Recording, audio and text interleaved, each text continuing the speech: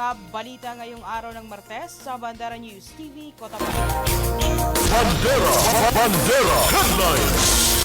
Most wanted person sa Lanao del Sur hindi na nakaligtas sa pinagsanib na operasyon ng pulisya. Bandera Headlines. Rido sa pagitan ng dalawang pamilya sa bayan ng Buldon, Maguindanao del Norte, matagumpay na napag-ayos ng lokal na pamahalaan. Bandera Headlines. Dalawang impeachment complaint laban kay PBBM idiniklarang sufficient in court. Bandera Headlines. Senator Risa Hontiveros handang tumakbo sa pagkapangulo sa 2028 national election. Bandera Headlines. BARM Chief Minister Abdul Rauf makakuha personal na ininspeksyon ang pagsasaayos ng masjid sa tabi ng Bangsamoro Darul Iftar. Bandera Headlines. Bandera Reports Afternoon Edition. Ibabandera na ang mga nagbabaga at mga may...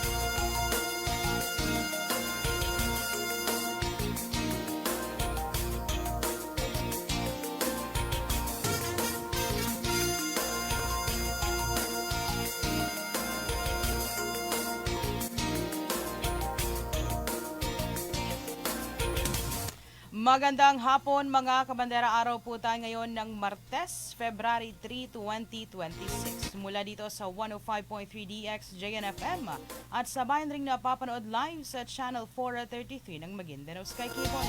Napapanood rin live sa aming official Facebook page ng Bandera News TV Cotabato. Ako po yung tagapagbalita Raiza Camida at ito ang Bandera News TV Cotabato.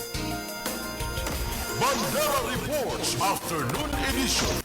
Una sa ating mga balita, matagumpay na naaresto ng magkasanib na puwersa ng pulisya ang isang most wanted person sa rehiyon ng Barma ngayong araw, February 3, sa Barangay Kapatagan proper sa bayan ng Kapatagan, Lanao del Sur.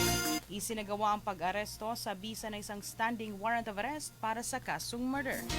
Pinangunahan ng Kapatagan MPS ang operasyon katuwang ang 1402nd Regional Mobile Force Company at ang Provincial Intelligence Unit ng Lanao del Sur Police Provincial Office.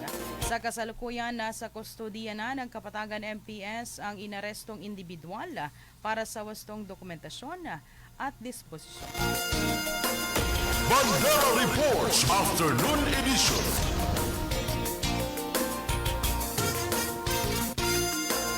Samantala, matagumpay naman na napag-ayos ang dalawang pamilyang matagal nang may alitan sa bayan ng Buldon sa pamamagitan ng isinagawang Peace and Reconciliation Activity na pinangunahan ng lokal na pamahalaan ng Buldon sa pamumuno ni Mayor Pamia Aratok Manalo Masurong, katuwang ang Ministry of Public Order and Safety o MPOS Barma sa naginanap sa PAM Compound Lacoto Barangay Buldon, Maguindanao del Norte. Ang matagumpay na Rido Settlement ay bahagi ng patuloy na pagsisikap ng pamahalaan ng Bangsamoro at ng lokal na pamahalaan ng Buldon natugunan ang mga alita ng pamilya na nakakagambala sa kaayusan ng publiko. Nagbabanta sa kaligtasan ng mga sibilyan at humahadlang sa pag-unlad ng komunidad. Ang bayan ng Buldon sa pamumuno ni Mayor Pamilla Masurong ay prioridad ang pagpigil sa paglala ng mga alita ng mga pamilya upang maprotektahan ang mga buhay, palakasin ang pagkakaisa ng lipunan at lumikha ng isang kapaligiran na nakakatulong sa kapayapaan at pag-unlad. Sa naging mensahe ni MPOS Community Affairs Officer Rahida Salido, hinihikayat nito ang lahat na lalong palakasin ang pagkakaisa at pagtutulungan na siyang daan upang makamit ang tunay na kapayapaan at kaunlaran ng apektadong komunidad. Bandera Reports Afternoon Edition.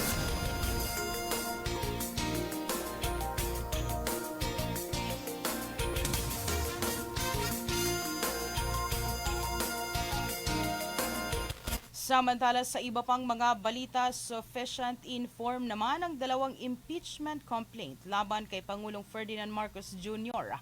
Ayon sa House Committee on Justice matapos ang hiwalay na botohan.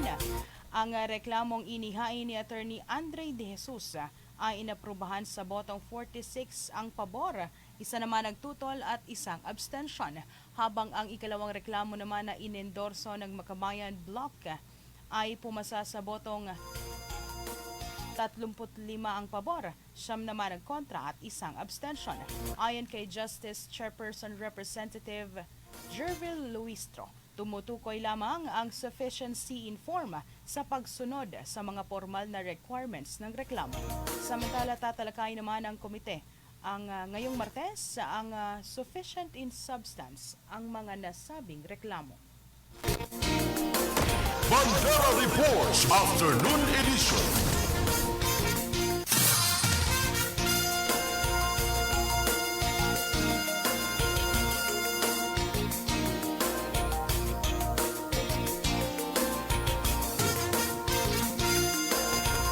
Senator Risa Hontiveros handang tumakbo sa pagkapangulo sa 2028 sakali piliin ng oposisyon bilang standard bearer. Handa si Senator Risa Hontiveros na tumakbo sa pagkapangulo sa 2028. Ito ang sinabi ng senador sa isang forum ng Foreign Correspondents Association of the Philippines kung saan binigyang diin nito na nakadepende ang kanyang kandidatura sa magiging desisyon at pagkakaisa ng United Opposition. Ayon kay Hontiveros, patuloy ang pakikipag-usap ng oposisyon sa iba't ibang grupo upang magkaisa batay sa magkakatulad na prinsipyo. Sa ngayon, nakatuon umano siya sa kanyang mga tungkulin sa Senado. Bandera Reports Afternoon Edition.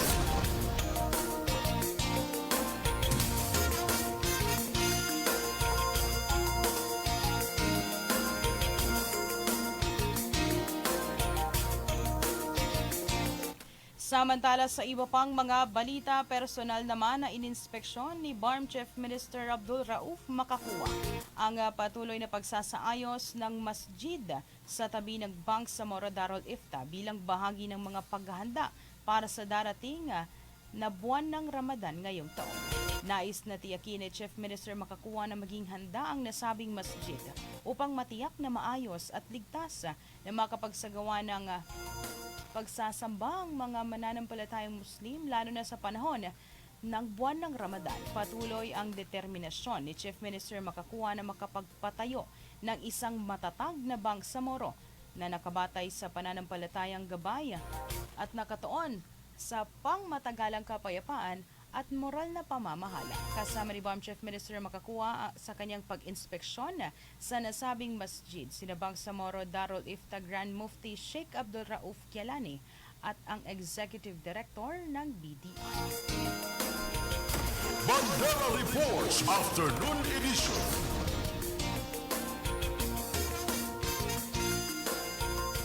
Buong puso namang nakikiisa sa mga kababaihang Bangsamorong Muslim si BARM Chief Minister Abdul Rauf Makakua sa pagdiriwang ng World Hijab Day na nagpaparangal sa pananampalataya, dignidad at lakas.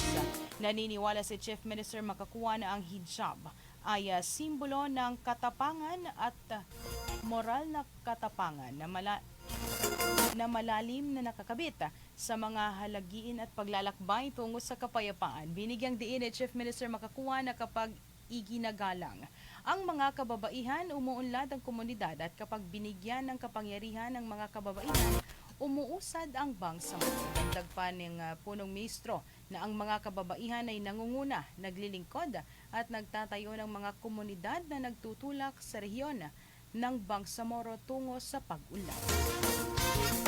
Bandera Reports Afternoon Edition.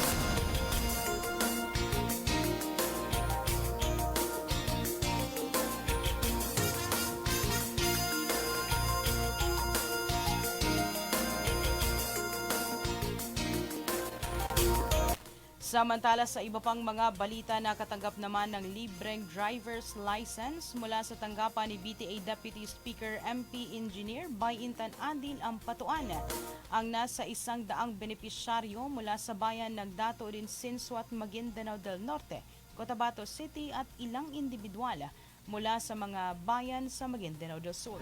Ang pamamahagi ng free driver's license ay bahagi ng patuloy na pagsusumikap ng tanggapan ni MP Ampatuan na matulungan ng mga kababayan na magkaroon ng lisensya sa pagmamaneho at magbibigay ng oportunidad sa kanilang kabuhayan na ipinatutupad sa ilalim ng 2025 allotted slots para sa mga MPs.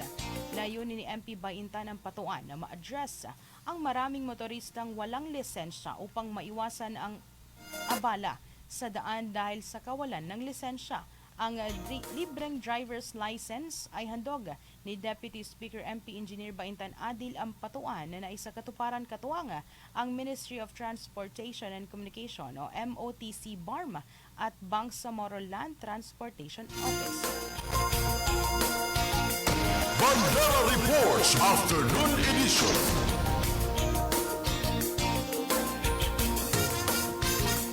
At yan ang kabuuan ng mga balita mula dito sa Bandera News TV, Cotabato. Sa ngalan ng aming Presidente Estrelita Juliano, Station Manager Jasper Acosta, Field Reporters, Cameraman at Technical Team.